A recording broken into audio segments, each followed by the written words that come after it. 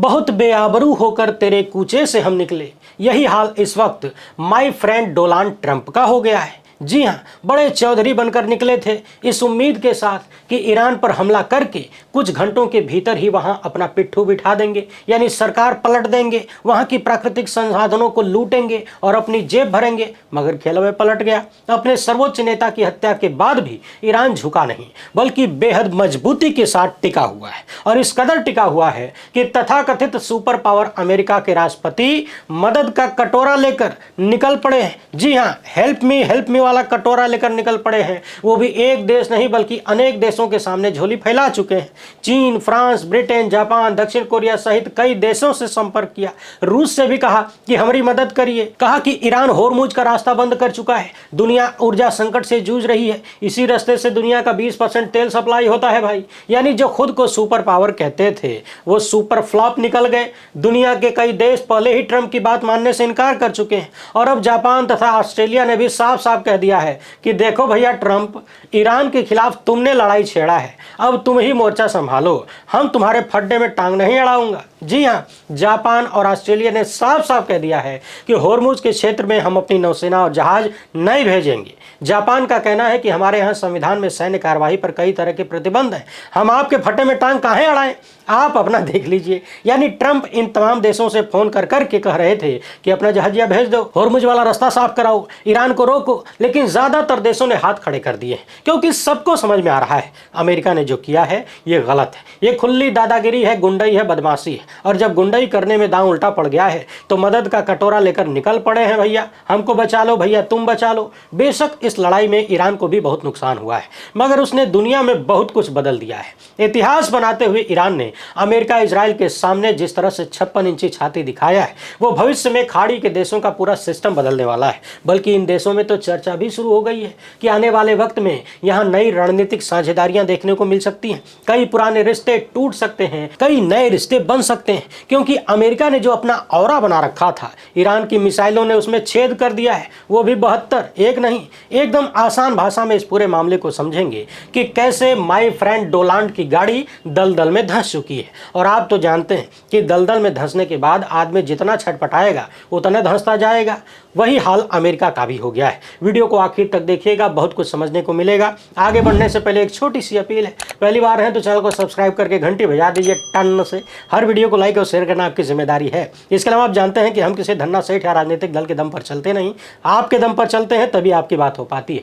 हमारा काम पसंद आता हो तो इस QR कोड या अपने मोबाइल नंबर का प्रयोग करते हुए जो भी हो सके आर्थिक सहयोग भेजने का प्रयास जरूर करें। बहुत बहुत धन्यवाद। सबसे पहले तो इधर नजर दौड़ाइए। यूपी में LPG सिलेंडर की किल्लत लगातार जारी है, लोगों को सिलेंडर टाइम पर मिल नहीं रहा है। राज्य में ज्यादातर खाने पीने की दुकानें, रेस्टोरेंट, होटल वगैरह सब बंद हो चुके हैं। उधर वाराणसी में कांग्रेस के छात्र संगठन ने प्रदर्शन किया, नाले की गैस से चाय बनाने की कोशिश की, तो इस मामले में पुलिस ने 6 लोगों पर FIR दर्ज कर लिया। अब सवाल यह है कि क्या इस देश में प्रधानमंत्री की बात का अनुसरण करना अपराध हो गया है? आखिर यूपी की पुलिस कर क्या रही है? क्या यूपी पुलिस प्रधानमंत्री को देश विरोधी मानती है, गड़बड़ आदमी मानती है? अगर नहीं तो फिर हमारे विश्वगुरु ने ही तो मंत्र दिया था कि नाले के ढकनवा को उलट के उसमें छेद करके उसमें पाइप ठूस के उसकी गैस से चाय बनाओ। ये वाला फार्मूला तो उन्होंने दिया था। फिर प्रधानमंत्री की बात यदि देश के युवा अप्लाई कर रहे हैं तो दिक्कत कहाँ है, किस बात के लिए FIR हो रही है? सवाल ये भी है कि क्या FIR से लोगों को सिलेंडर मिल जाएगा? बहरहाल फारस की खाड़ी में अमेरिका, इजराइल, ईरान के साथ बुरी तरह से जंग में फंस चुके हैं। इतनी बुरी तरह से फंस चुके हैं कि अमेरिका को अब रास्ता नहीं समझ में आ रहा है कि जाएं तो जाएं कहां, मुड़ें तो मुड़ें किधर। जब से ईरान के नए सर्वोच्च नेता ने अपनी शर्तें दुनिया के सामने रखी हैं, अमेरिका, इजराइल बहुत परेशान है। मैंने पिछली वीडियो में आपसे कहा था कि डोनाल्ड चाचा इस समय रास्ता टटोल रहे हैं कि कब मौका मिले खुद को विजयी घोषित करके युद्ध से दुम दबा के भागें, लेकिन मौका नहीं मिल रहा है। और ऐसा इसलिए हो रहा है क्योंकि अमेरिका, इजराइल को ऐसी परिस्थिति की रत्ती भर भी उम्मीद नहीं थी। इन शर्तों को मानने का मतलब है, यानी ईरान की शर्तों को मानने का मतलब है कि अमेरिका जैसा कथित सुपर पावर वाला देश उस ईरान से जंग हार गया जिस पर दुनिया भर की पाबंदियां लगी थी। अमेरिका के सामने अब सिवाय लड़ने के कोई रास्ता बचा नहीं है। BBC की खबर के अनुसार डोनाल्ड ट्रंप ने कहा है कि ईरान समझौता चाहता है, लेकिन ऐसा समझौता ट्रंप को मंजूर नहीं है। अपने ट्रुथ सोशल मीडिया पर पोस्ट करते हुए ट्रंप लिखते हैं कि फेक मीडिया ये बताने से कतराता है कि अमेरिकी सेना ने ईरान के खिलाफ कितना अच्छा प्रदर्शन किया है। इसके आगे लिखते हुए कहते हैं कि ईरान पूरी तरह से हार चुका है और समझौता करना चाहता है, लेकिन ऐसा समझौता मुझे मंजूर नहीं है। बात पूरी तरह साफ है, ट्रंप प्रेशर में है। ट्रंप ने यह बात तब की है जब मोजतबा की तरफ से दुनिया के सामने जंग को रोकने और खत्म करने के लिए 3 मुख्य मांगे रखी गई। और सबसे दिलचस्प बात यह है कि मोजतबा इसको लिखंत पढ़ंत में चाहते हैं, जिसको स्वीकारने का मतलब होगा कि अमेरिका ने हार मान ली है। यह बात ट्रंप को कतई गंवारा नहीं। इसी बीच रॉयटर्स समाचार एजेंसी से एक खबर आई है कि इराक के बगदाद में अमेरिकी दूतावास की इमारत पर एक मिसाइल गिरी, जिसके बाद वहां से धुआं उठता हुआ दिखा गया। एसोसिएटेड प्रेस की खबर में यह भी बताया गया कि मिसाइल अमेरिकी दूतावास के अहाते में बने हेलीपैड पर गिरी है। एक दूसरी खबर में एम्बेसी पर ड्रोन से हमला होने की बात भी कही गई। उधर अमेरिकी एम्बेसी पर हमले की खबर है तो इधर ईरान ने चेतावनी जारी कर दी है। बीबीसी के अनुसार ईरान ने कहा है कि यदि उसके तेल और ऊर्जा ढांचे पर किसी ने हमला किया तब वो इस क्षेत्र में अमेरिका के साथ सहयोग करने वाली कंपनियों को भी निशाना बनाएगा। उसके ऐसा कहने के बाद से इस क्षेत्र में और भी तनाव बढ़ गया है। अमेरिका ने हाल फिलहाल में ईरानी नेताओं की जानकारी देने पर इनाम की घोषणा कर दिया है। अब आप जरा सोचिए कि इनाम की घोषणा कौन करता है? वही ना जिसका अपना वश काम नहीं करता, वो दूसरों को पैसा देकर काम पर लगाता है। इसकी रकम $1 करोड़ तक है। यह इनाम इस्लामिक रिवॉल्यूशनरी गार्ड्स कोर, जिसको IRGC कहा जाता है, उसके पदाधिकारियों के ऊपर घोषित किया गया है। इसमें मुख्य नाम है नए बने सुप्रीम लीडर मोजतबा खामेनेई का, उनके नेशनल सिक्योरिटी काउंसिल के सेक्रेटरी अली लारिजानी का। अभी हाल ही में लारिजानी को ईरान में एक सरकार समर्थक रैली में देखा गया था। इधर एक बार फिर जब ट्रंप से युद्ध के खात्मे के बारे में पूछा गया तब उनका जवाब था कि हमको नहीं पता, हम कुछ नहीं बता सकता हूं। जिसका मतलब साफ है कि अमेरिका के पास खुद ही अभी कोई स्पष्ट अंदाजा नहीं है कि युद्ध कब खत्म होगा। अंदेशा जताया जा रहा है कि अमेरिका और इजराइल मिलकर जल्द ही ईरान पर भारी हमला भी कर सकते हैं। ईरान के साथ चल रही जंग पर अमेरिका के भीतर भी अब बहुत तीखे सवाल उठने लगे हैं। तेहरान टाइम्स के मुताबिक अमेरिका में यह बात होने लगी है कि आखिर अमेरिका ये जंग लड़ काहे रहा है, उसकी क्या अटकी पड़ी है। अमेरिका फर्स्ट कहने वाले ट्रंप ने आखिर किसके हित के चलते यहां पर हमले में शामिल होना स्वीकार किया है? यह भी अमेरिका में बहस का हिस्सा है। जब से एक मिलिट्री जांच में यह साबित हो गया कि ईरान में स्कूलों पर हमला अमेरिकी सेना ने किया था, तब से और ज्यादा सवाल उठने लगे हैं। इस बात को लेकर जब एक पत्रकार ने ट्रंप से पूछा तब ट्रंप का जवाब था कि उन्हें इसकी कोई जानकारी नहीं स्कूल पर हमले वाले मामले में। यह जवाब खुद बता रहा है कि ट्रंप ईरान सहित अपने घर में भी अब घिर गए हैं। वैसे भी ईरान की हर जाने वाली मांग और युद्ध रोकने संबंधी शर्तों को देखकर अमेरिका और इजराइल ही नहीं, अरब देशों के भी हाथ पांव फूल रहे हैं। इस जंग की शुरुआत इजराइल ने किया था, जिसकी वजह उसने अपनी सुरक्षा को बताया था। इसमें अमेरिका सिर्फ इजराइल के अनन्य सहयोगी होने के कारण शामिल हुआ या कोई और वजह थी, अब तक साफ नहीं हो पाया है। यदि यह युद्ध इजराइल का था तब उसे मुख्य भूमिका में आना और दिखना था, जबकि हम देख रहे हैं कि उसकी जगह अमेरिका ने अपने को रख लिया है। इस बात पर अमेरिका के भीतर भी बहुत सारी चिल्लम पो मची पड़ी है। वहां यह कहा जाने लगा है कि ट्रंप ने अपने चुनाव में कहा था कि अमेरिकी सेना को बेवजह हम किसी देश में किसी विदेशी धरती पर युद्ध में नहीं झोंकेंगे, लेकिन हो उसके उल्टा रहा है।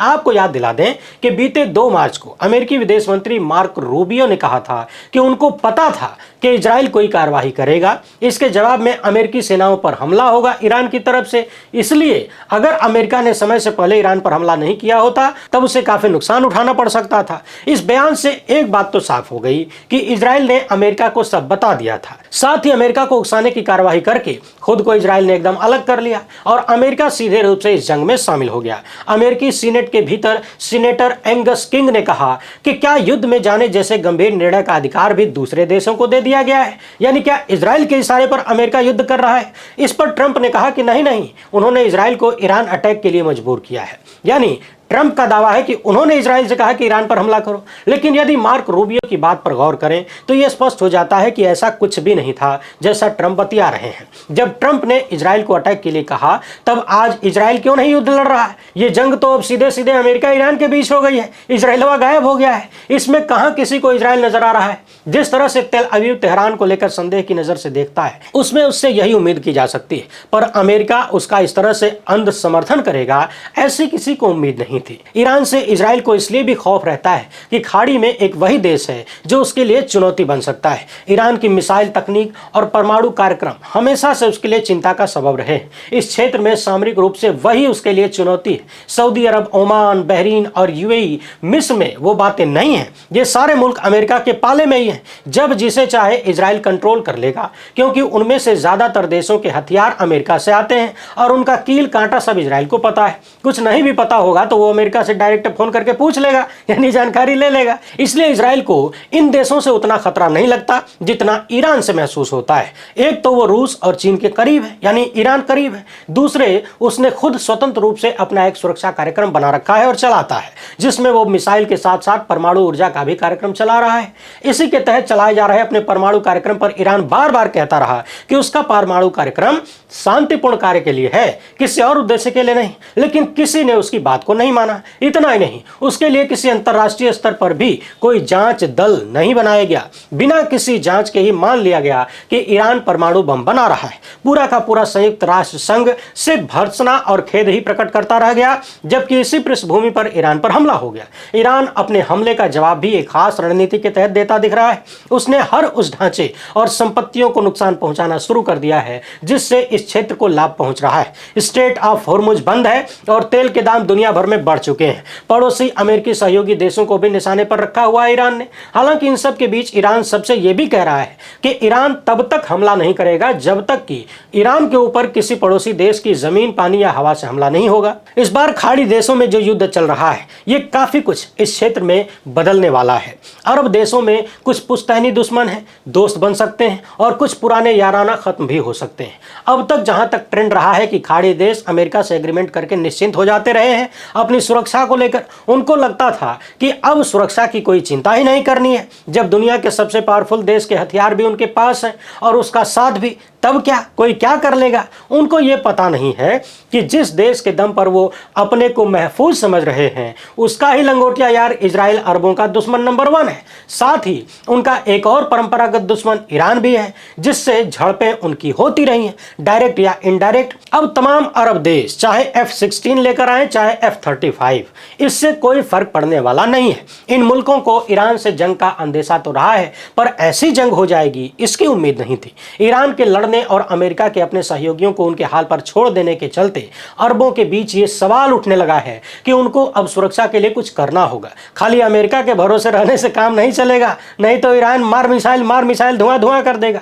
अभी तक अरब देशों ने बिना किसी समझौते के अमेरिका को अपना हवाई क्षेत्र, नौसैनिक अड्डा, तेल सब कुछ मुहैया कराया, पर अमेरिका के दिए हुए सुरक्षा उपकरण भी अरब देशों को बचा नहीं पाए। इस इलाके के सूत्र बताते हैं कि इस हमले के बारे में अरब देशों को कोई सूचना नहीं दी गई, यानी अमेरिका इजराइल ने आपस में गठबंधन करके आपसी सांठगांठ से हमला कर दिया, अरब देशों को बताया तक नहीं। अरब देशों का यहां तक कहना है कि इस युद्ध के गंभीर परिणाम जैसी बात बताने पर भी अमेरिका ने युद्ध नहीं रोका। जबकि एक खबर में यह भी बताया गया है कि सऊदी सुल्तान किंग मोहम्मद बिन सलमान का इस हमले के पीछे उकसाने में सबसे बड़ा हाथ रहा। उधर ईरान ने जब से खुल्लम खुल्ला चेतावनी दी है, तब से अरबों के रुख में बदलाव भी दिखने लगा है। कतर के प्रधानमंत्री ने कह भी दिया कि इस जंग ने क्षेत्र के सुरक्षा के मौलिक स्वरूप को ही बदल कर रख दिया है। उनके हिसाब से इस इलाके में राजनयिक संबंध शुरू करने और तनाव कम करने की बात कही है। ध्यान से देखें तो इनकी बात वाकई गौर फरमाने लायक है। अमेरिका ने जिस तरह से ईरान पर हमला किया, ईरान ने जवाबी हमला इन्हीं अरब देशों पर किया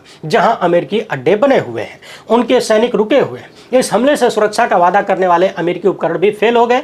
साथ ही इन देशों के होटलों, हवाई अड्डों, बंदरगाहों, तेल कारखानों को भी ईरानी हमलों ने तबाह करके रख दिया। इस जंग के बीच घटी इन घटनाओं ने अरब देशों के बीच एक आपसी चर्चा और कुछ वाजिब सवालों को उठाने का भी मौका दे दिया है। तेहरान टाइम्स में प्रमुख अमीराती व्यवसायी खल्फ अल हबतूर ने सवाल उठाया कि क्या युद्ध के उद्देश्यों में क्षेत्रीय परिणामों को ध्यान में रखा गया था। इस जंग में शामिल न होने वाले देशों द्वारा इसकी लागत उठाया गया है, आगे भी शायद उठाया जाएगा, जिसे अमेरिका द्वारा नजरअंदाज किया जाना अरब देशों को बहुत ही नागवार गुजरा है। ऐसा हम नहीं कह रहे, उन देशों के बीच इस तरह की बात हो रही है, इसकी तस्दीक अखबार और एजेंसियां कर रही हैं। रॉयटर्स न्यूज एजेंसी की माने तो उससे बात करते हुए अमीराती नीति विशेषज्ञ स्वीकार कर चुके हैं कि अरब देशों को बाहरी सुरक्षा की गारंटी पर नहीं निर्भर रहना होगा, बल्कि उन्हें अपनी क्षमताएं या संतुलित साझेदारी के साथ संकटों के लिए तैयार रहना होगा। इन सारी बातों को देखकर तो लग रहा है कि ईरान ने जिस तरह से अमेरिकी हमले का सामना किया है, उससे इस क्षेत्र में आने वाले दिनों में कुछ नई और रणनीतिक साझेदारियां देखने को मिलेंगी।